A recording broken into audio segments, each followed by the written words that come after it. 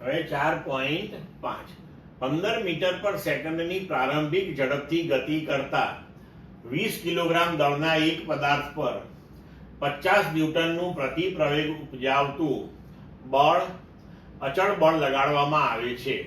પદાર્થને અટકાવવામાં કેટલો સમય લાગશે? હવે અહીંયા જુઓ, આપણને બળ જે લગાડીએ છીએ તે 50 ન્યૂટન છે, પણ એ પ્રતિ પ્રવેગ ઉત્પન્ન કરે છે. બરોબર? એટલે ગતિની વિરુદ્ધ દિશામાં, એટલે કે ગતિને અવરોધે છે, માટે આપણે એને લખ્યું -50 ન્યૂટન. પદાર્થનું દળ જે છે એ 20 કિલોગ્રામ છે અને પ્રારંભિક ઝડપ 15 મીટર પર સેકન્ડ છે. હવે તેને આપણે અટકાવી દઈએ છીએ, મતલબ કે તેનો અંતિમ વેગ 0 થશે અને તે માટે કેટલો સમય લાગશે તે આપણે શોધવાનું છે. હવે બળ અચળ છે તો પ્રવેગ પણ અચળ હશે. અહીંયા આગળ તો આપણે અચળ પ્રવેગી ગતિનું સમીકરણ વાપરી શકીએ.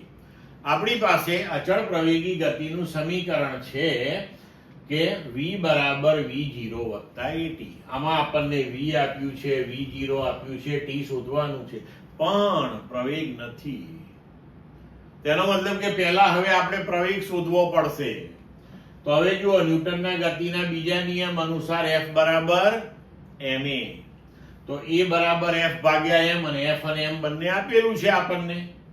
તો a બરાબર F બાય m, તો F -50 ભાગ્યા 20 બરાબર -2.5 મીટર પર સેકન્ડ સ્ક્વેર. આટલો પ્રતિ પ્રવેગ ઉત્પન્ન થયો.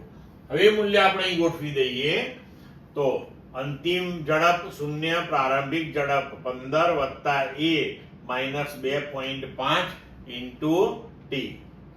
તો t બરાબર 15 ભાગ્યા 2.5 બરાબર 6 સેકન્ડ. એટલે કે પદાર્થને અટકાવવામાં 6 સેકન્ડ જેટલો સમય લાગશે. ક્લિયર મિત્રો?